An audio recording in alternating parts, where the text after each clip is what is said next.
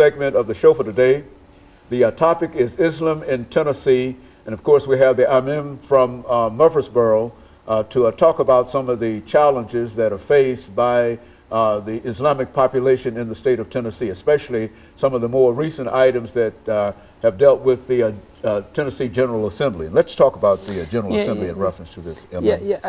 We said we have first law in place, a federal one, and we are, and I want everyone to know that the Muslim community wants this country to be safe. We decide to live here, and we express happiness becoming American citizen, and we are proud of our country. And when we say our country, I mean America. And some people try to ease the pain. The Muslim community going through by saying they know discrimination exists in America with the African community. And I am quite optimistic about the future, because the anti-Muslim movement in America will go in the same place in the history with the anti-Semitic and the African American and the anti-Catholic. It will go to the garbage. Because it's wrong. Yes, absolutely.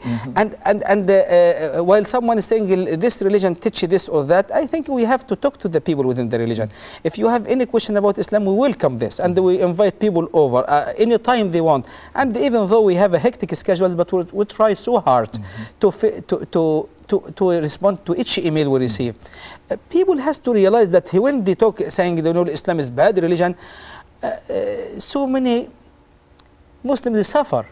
I don't mind adult going through difficulty. I can deal with it. But why do you want to allow kids to go through this? I said before, when a child comes to me and they said, why do they hate us? Okay. So what would you say to him, Dr. Hadi? What would you say to him? Why do they hate us? We did not do anything bad. People said they do because they just terrorist act coming within the Muslim community. It comes from each community. What did you do in Tennessee? What did we do in Rutherford County? We did not do anything. For someone to say, and the Muslim and non-Muslim community were living fine in the Middle and the Far East. I think we must expect better life in America because of our standard here in America. If anyone wants to talk about Islam, he is welcome to come. They often say Islam does not allow any freedom of practice, even though it's been said clearly in the Holy Quran that you have your religion and they have theirs. You have the right to practice any religion, and I have the right to practice my religion. Islam taught us to respect other people's religion. This is why Islam allows us to marry from the non-Muslim community, to share with them their food, and this is why the Prophet, peace be upon him, did have very much an agreement with the non-Muslim community, the Jewish community in Al-Madinah, a name of a city in Saudi Arabia, and the Christian community in Abyssinia, when he sent a group of the Muslims there. And this exists in the history, no one can deny it. But it seems like people will say, God said in the Holy Quran, kill the non-Muslim. Probably he is right. There is a verse said this, but we have to understand the context. And is this verse was being revealed in the time of the war, while the Prophet was responding to someone? Muslim has no right to initiate any war against any nation. They have the right, though, to respond to any act toward them, and we have this right as well. While people say Islam allow honor killing, no. Give me any verse from the Holy Quran allow this? No. And Islam does not allow the killing of anyone, and God said in the Holy Quran, taking care of any life soul is mandatory. It's mandatory for me to take care of you because you are a human being like me. It's mandatory for the Muslim to take care of even animals and to clean the street and to do their very best.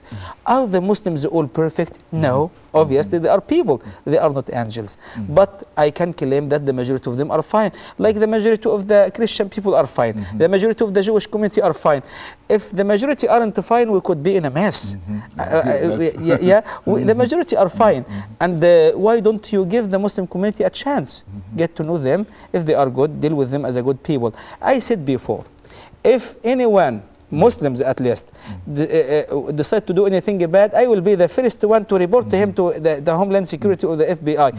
But I think it is radical in Tennessee, not Muslim. They are non-Muslim radical in Tennessee, and no one is talking about them. And to single out the Muslims. Yes, we are the one being very much terrified. We are the one being hurt so much. Well, people vandalized our site twice. You know, let me try to get this in over the last 5 minutes. I've heard it said, I've had many opportunities to talk to Dr. Al-Hadid and others, that the terrorist movement has sort of hijacked, in a real sense, your religion. Yes. Would you agree with that? Would you speak to that? It is not proper for Muslim or non-Muslim to hurt anyone.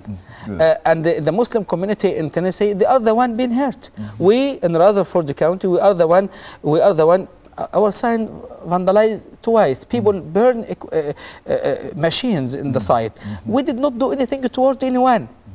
And our kids went through a lot, and our families went through a lot, and they are scared. So many of them are scared.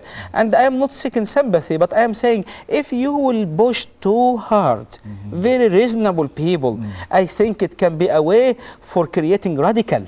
Because do you know, if your child is going to the school doing fine, and they said to her, do you know, if you will not have A, do you know, I'm going to punish you. All of the time, she might give up. She might give up, saying there is no way to please my dad. My daddy has too much of an expectation. The Muslim community trying hard. I think we have to work together, Muslim and non-Muslim community. We have to realize this, there is radical, unfortunately, existing with each one of us. We have to work we have to do our very best to protect ourselves as well as our nations, without hurting people's reputation, without saying, you know, we are trying to, if he or she intend to do something, we are going to deal with him or her or the organization completely as a terrorist organization. It is not a reasonable perspective, in my view. Since we talk a lot about non-Muslim hurting us, I think it's reasonable also to say the Muslim community received a lot of support from within the non-Muslim community. And even though it was a difficult year last year for me and so many other within the Muslim community, but we met so many friends. And the quality of American is so special. The American people are nice people, the majority of them. But it seems like sometimes we have a small group with a very vocal voice can hurt other. But I think we will end up better people. We will get to know each other more. And I want to ask anyone, for our brothers and sisters, neighbors, to contact the local Islamic center and go to the Imam or the people, the qualified people, and ask them any question. And I don't think anyone will say no answer. Everyone will answer the question. You know, quite recently there was the